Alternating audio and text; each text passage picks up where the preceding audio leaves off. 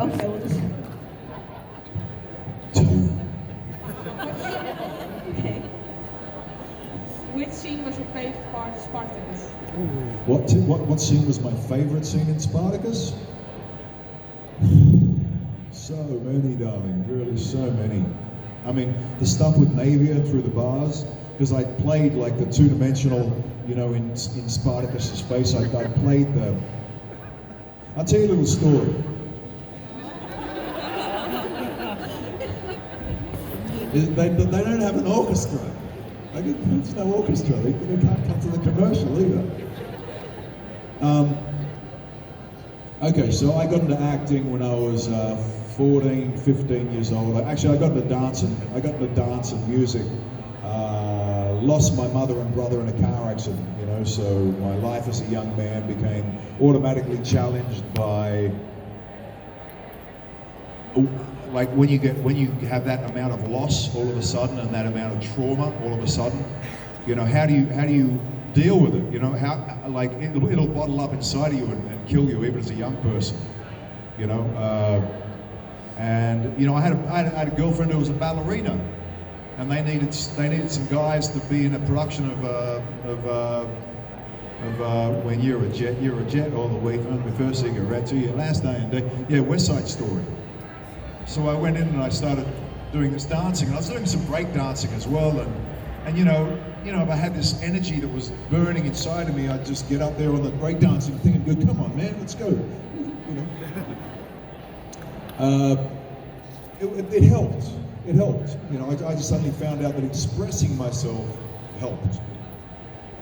Ballet, I lost my mum, so when I was dancing with a ballerina and moving into yearning moments of sharing a pas de deux, or lifting this woman into the air, and using all my strength to hold that female shape, that helped me heal a bit with the loss of my mother. I couldn't touch her, but I could do ballet and feel like I was touching her.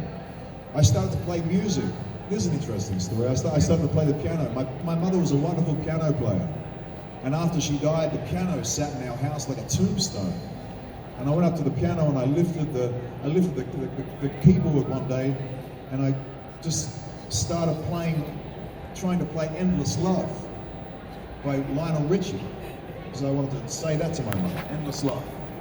You know what I mean? Dun, dun, dun, dun, dun, dun, dun, dun, dun, Dun, dun, dun, dun, dun, dun, and it made me cry. It made me be able to cry.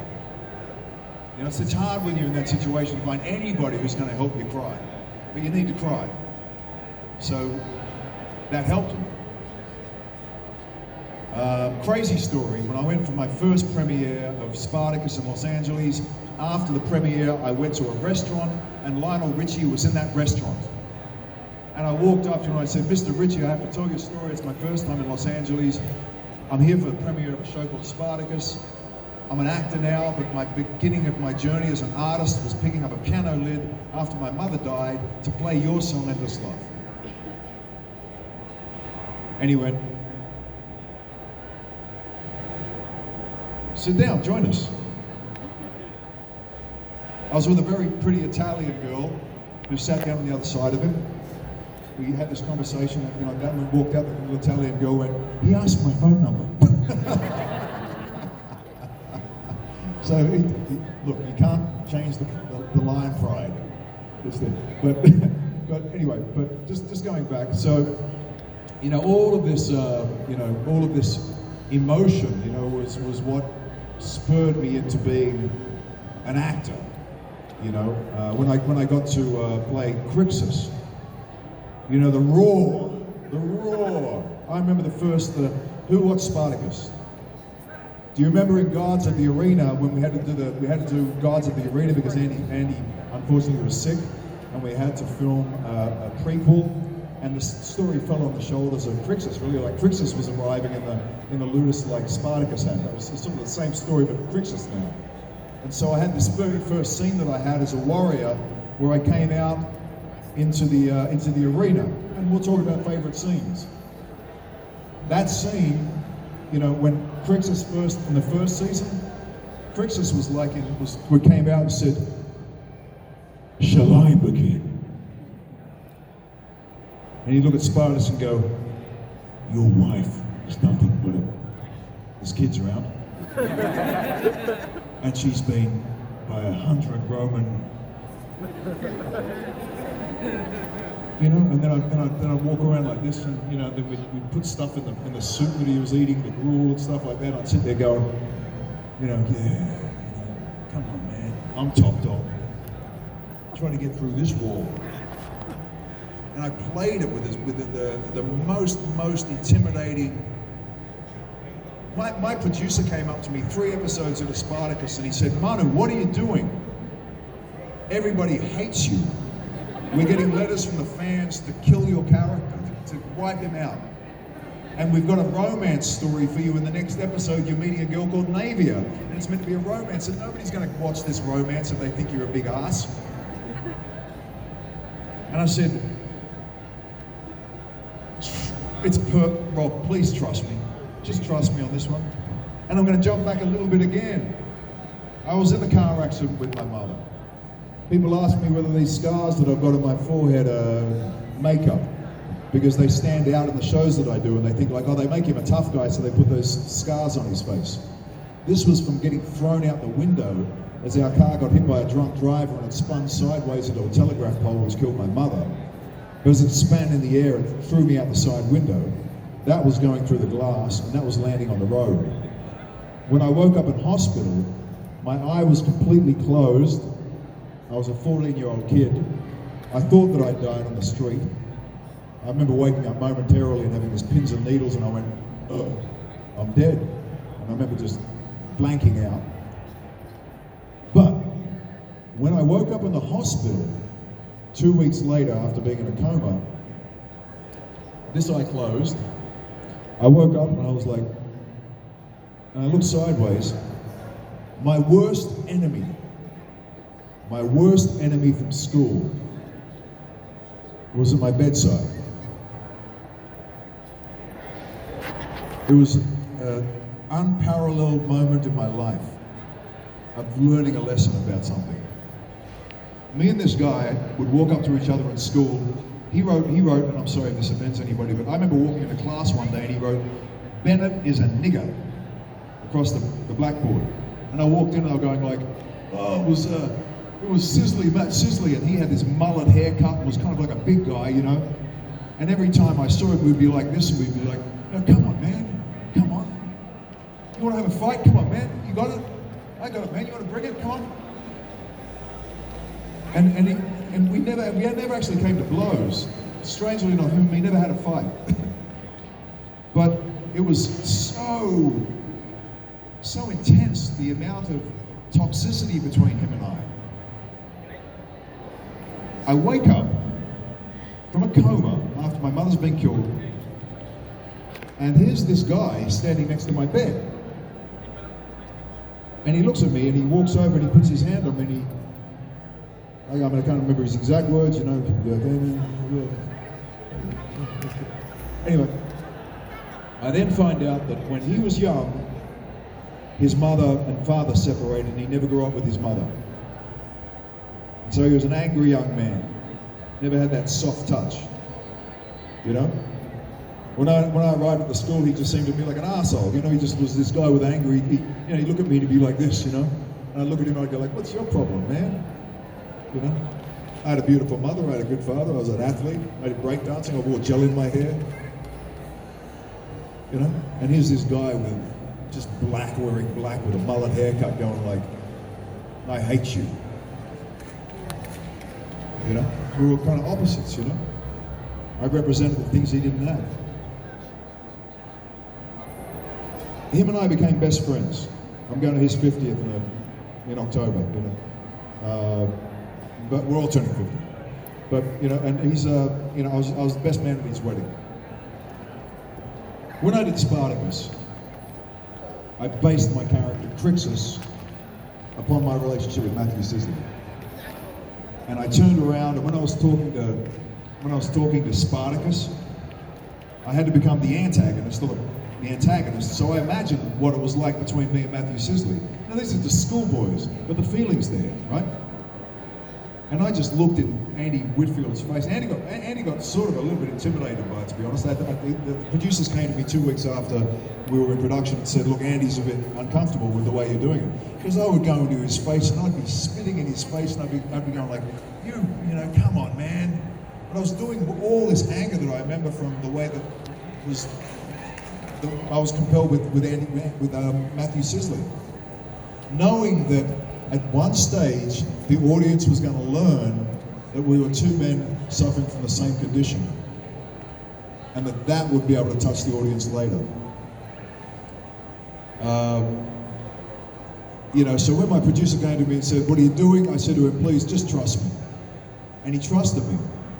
And, the slow growth of Crixus finally enabled, in episode 13 of Blood and Sand, for me to be on the ground, drugged by Domina, in the middle of a fight where Spartacus has asked me to join him, and he's saying, Crixus, please understand we're the same. And I suddenly turn around, I'm on the ground, and I turn around and I tap a shield. And that uniting of Spartacus at that moment when he ran forward and let them think just that moment of tapping the shield, I think every fan of Spartacus suddenly went, did they just connect? But that was the moment that we both realized we were both slaves. It was the moment we realized we were both in the same predicament in life, exactly having the same story. And I found that moment, resonated so much with fans.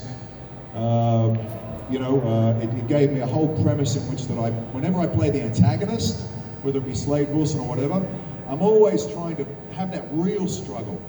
Not an actor getting a pay packet. I have to throw my emotions and my scars and my turmoil in my life into all of my roles, and try to be honest to the audience. Because the audience sitting on the other side are going like, what's going on here? And I just think it's our responsibility, as artists, to actually release all the valve and let all that honestly into our performances. But it used to be my favorite scene. There was a moment in the very first fight that Crixus has, where he walks out into this arena for the first time, and all these people are going like, whoa, you're a gladiator. You're going to get killed by the top guy that's coming out in a minute. And I'm just standing there going like, and it was so opposite of the way that I played the first season that it was kind of like it was wonderful to go from there to there. And I was kind of looking around, and then the guy who played Octus, like I did ballet, this guy was like in the National Australian Ballet Company. And when he came out, he paraded, and he had all this prowess of a dancer, and I was a dancer as well. I was a trained ballet dancer and dancer. And I remember when he came out, we almost just fell into a complete ballet dance. Because as dancers, you read language, you read body language, and you move with each other, You just watch the person, and they turn and you turn.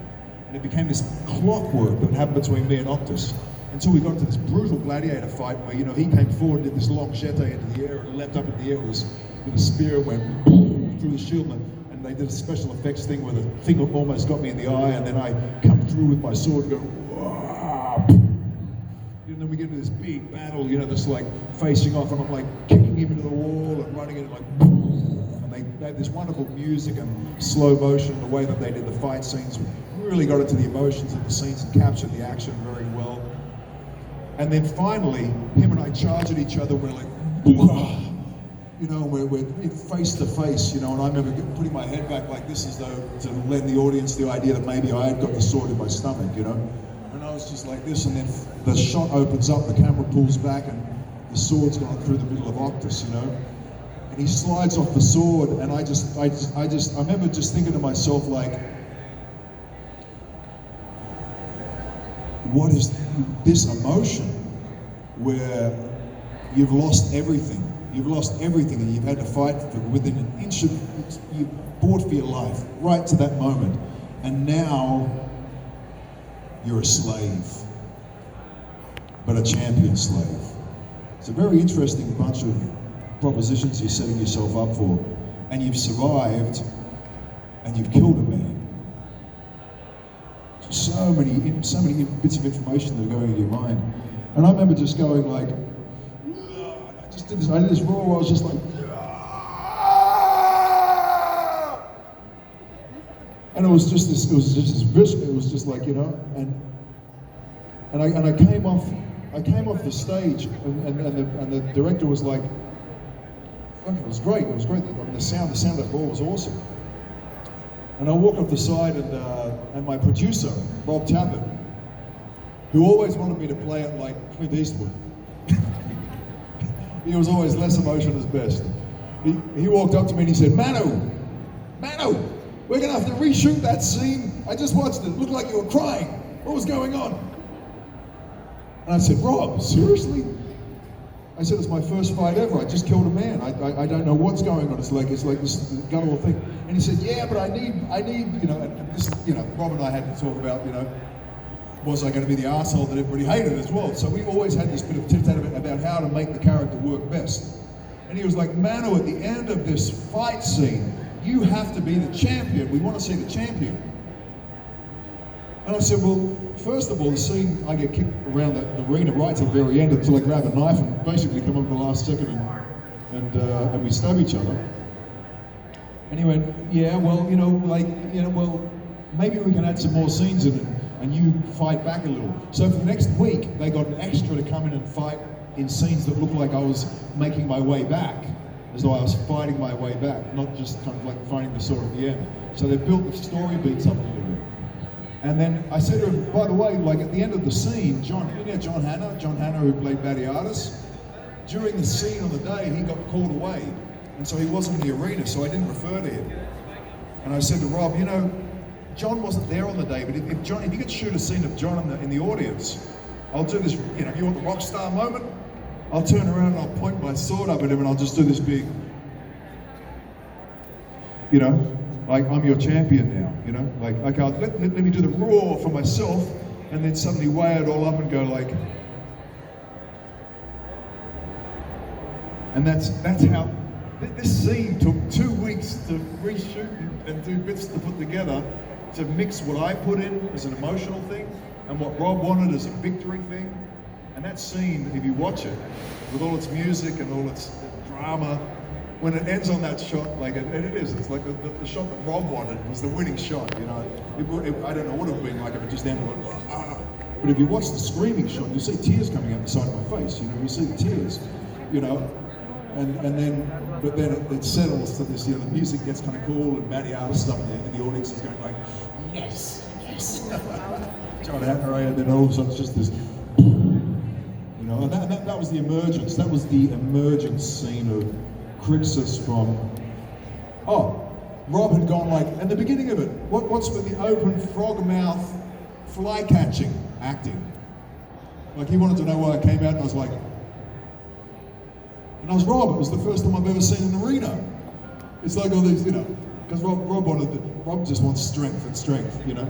But I was able, you know, through negotiation with him and conversation with him to bring in the emotion that I thought would work for the character and also have the victory moments, you know, and the strong moments.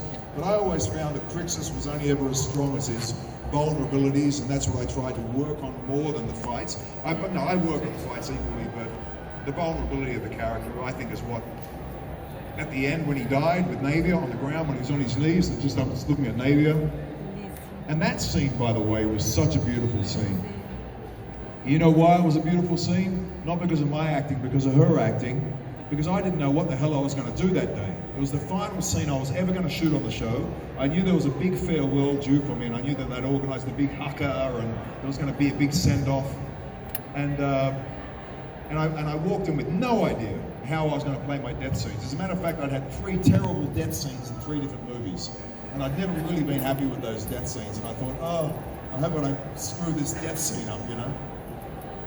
And when I'd walked into the studio, I'd seen the actress, Cynthia Dye Robbins, was in the corner crying. And I saw her crying, and I walked over and said, you okay, darling? And she goes, Manu, I just, you know, she never grew up with her father. She'd met her father 1 year beforehand in London. And when she'd met him, he'd just been diagnosed with cancer, and he died 6 months later. And in that moment, what she was tapping into as an actress was the loss of her father. That seeing me die was like having to let go of her father. And I just was looking at her going like, oh my God, I can see the emotion. I can see what you're going to bring to this scene. That's insane that you're going to, and this is what acting is about. If you find the real magic moments, you put it all in. You leave your casting photo behind, and you get in there and you go to the friggin' trenches. And she, and she was ready for that. And she, I just basically spent the whole scene on my knees watching, not Navia, but watching Cynthia Diet Robbins crying to say goodbye to her father. And I remember just looking at her, and the scene was shot really beautifully by the director. He just kept on creeping in with the camera. And there was, I didn't even see the camera. And I didn't even think about the guys that were behind me that were going to cut my head off. I just looked at her eyes, and I just looked at her, and I just looked at her, and I just looked at her, just going like,